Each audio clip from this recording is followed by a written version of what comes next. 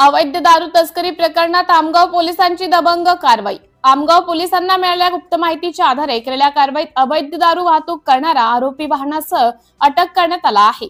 या कारवाईत पोलिसांनी तब्बल 17,23,440 रुपये किमतीचा मुद्देमाल जप्त केला आहे।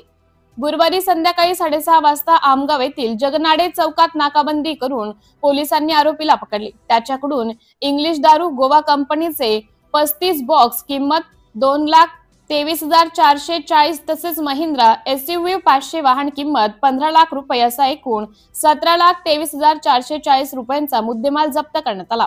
ही यशस्वी कारवाई आमगाव पोलीस स्टेशनचे पोलीस निरीक्षक श्री तिरुपती राणे यांनी केली असून आरोपीवर दारूबंदी कायद्याअंतर्गत गुन्हा दाखल करण्यात आला आहे।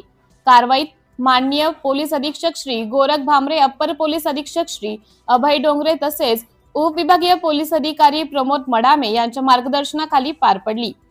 या ऑपरेशन मध्ये हेड कॉन्स्टेबल दुधराम मेश्राम, असीम मण्यार, योगेश मुनेश्वर तसेच पोलीस कॉन्स्टेबल चेतन शेंडे, भागवत कोळपे, नितीन चोपकर, विनोद उपराडे यांनी सक्रिय सहभाग नोंदवला। पुढील तपास आमगाव पोलीस निरीक्षक श्री तिरुपती राणे हे करीत आहेत। सिटी इंडिया न्यूज साठी जिल्हा उपसंपादक अनिल ढोलवार, गोंदिया। पोलीस स्टेशन आमगाव येथे गोपनीय माहिती प्राप्त झाली की अवैधरित्या दारूची वाहतूक होणार आहे।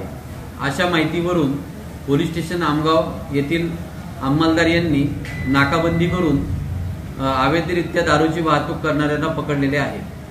या कारवाईमध्ये इंग्लिश दारू गोवा याचा 2,23,440 रुपयाचा मुद्देमाल एकूण 35 पेटी, त्याचप्रमाणे महिंद्रा XUV गाडी 500 किमती 15 लाख रुपये असा एकूण 17,23,440 रुपयाचा मुद्देमाल आमगाव पोलिसांनी या अवैध दारूच्या कारवाईमध्ये जप्त केलेला आहे।